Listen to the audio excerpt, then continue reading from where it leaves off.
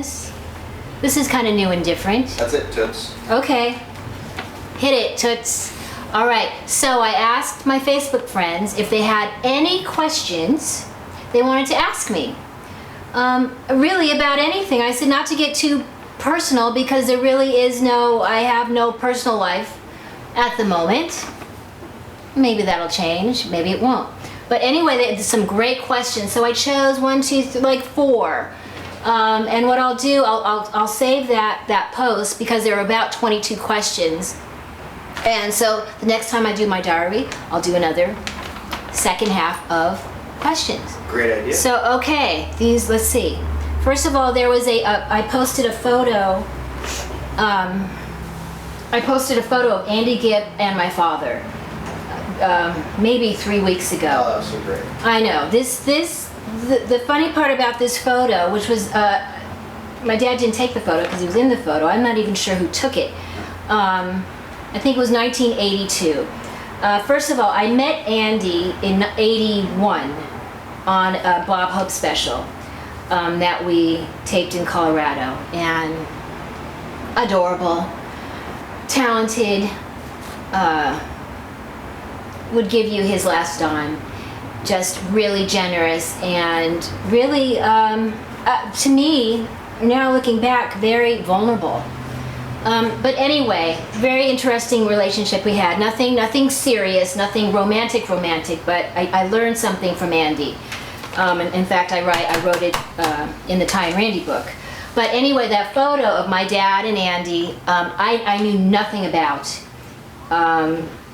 I had heard about it. I was on the road somewhere with Ice Capades, and I didn't find out till after the fact that my dad had talked to, and I had no idea what was said. But I know he caught Andy off guard. He didn't know my dad was a former cop, which I think is funny.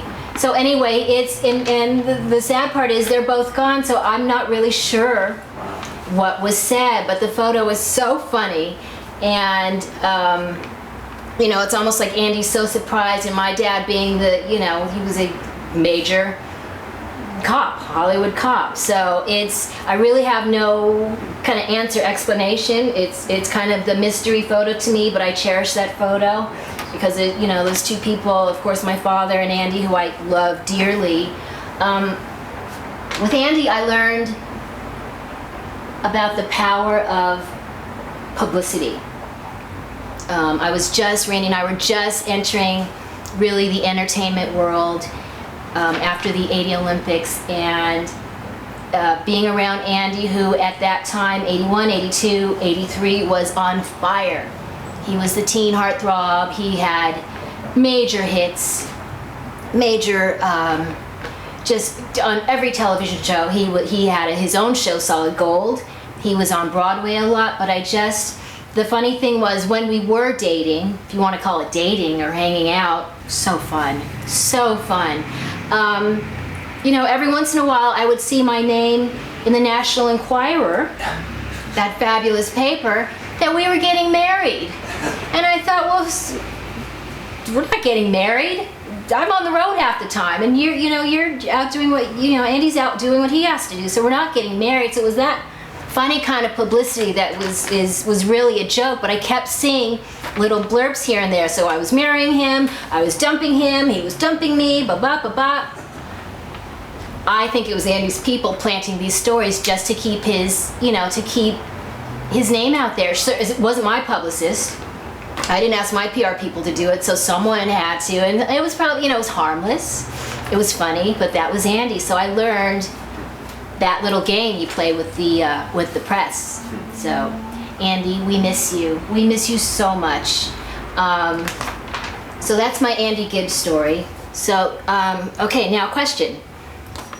This is from Pamela Thompson Johnson, and she asked where I shop for my clothes and if I have any favorite pieces. That's a great question. Believe it or not, I'm big on the vintage clothing stores. I love them, and I've been shopping at vintage clothing and thrift stores since I was a young teen. Some of my favorite pieces are the old vintage beaded sweaters. I think from the 40s and 50s. They're amazing, and I have saved those. And I actually take those sweaters and add my own embellishments and my own crystals, and I bedazzle them with rhinestones. So they're very pretty. I have saved some of my old, John, you would know these names. Norma Kamali. No. But that's because I know.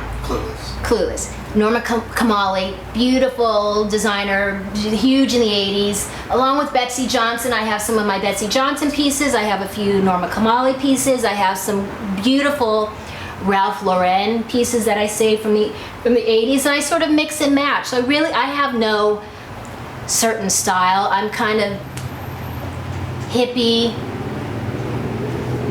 witch, vintage, chic, bohemian, whatever. So that's my look. It's nothing really planned or thought out. I have no stylist, but I love the vintage clothing stores. So it's Thai style. It's Thai style. So that's sort of my, my favorite clothing is really the vintage stuff, the timeless pieces. Okay, next question is from Betty Lou. Hi, Betty Lou. And she asks, do I still have my first pair of skates? Oh my God, I could sit here for hours with this one. I don't have my very first pair of skates. I have my second pair of they were like the good skates. My first pair of Harlechs, and skaters will know what a Harlech boot is. And I probably got that pair of skates in 1969.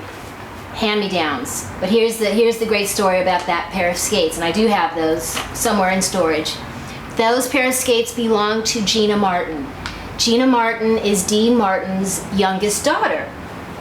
Gina took from, see where this is going?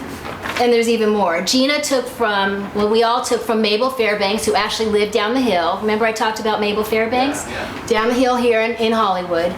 And so when Gina Martin would outgrow either her clothes or her skates, and I was probably not like 9 years old, I would get all of Gina's hand-me-downs. So, and Gina quit skating early. She would skate in the boots maybe a couple of weeks and then find something else to do. So my boots were practically new. So, and I haven't seen Gina in ages, but her brother Ricky is on the road doing a tribute show to their father. And the other part of the story is Dean Paul, the oldest brother, was married to Dorothy Hamill. Did you know that? No.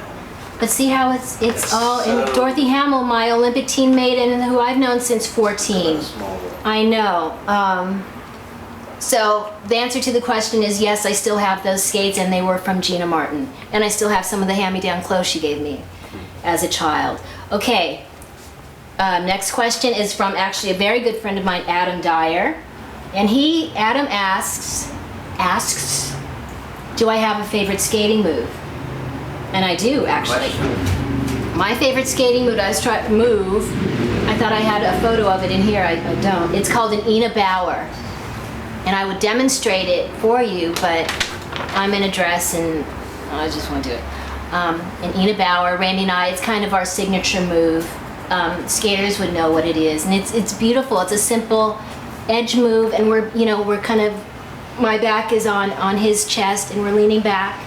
And it's called an Ina Bauer, which was actually named after a woman, Ina Bauer. So that's my favorite move. It's a lovely move. Okay, next question. Okay, I may have problems with this name. Chiara, that's pretty. Alessi. Chiara Alessi. Okay. How long have I known Randy? And this is good.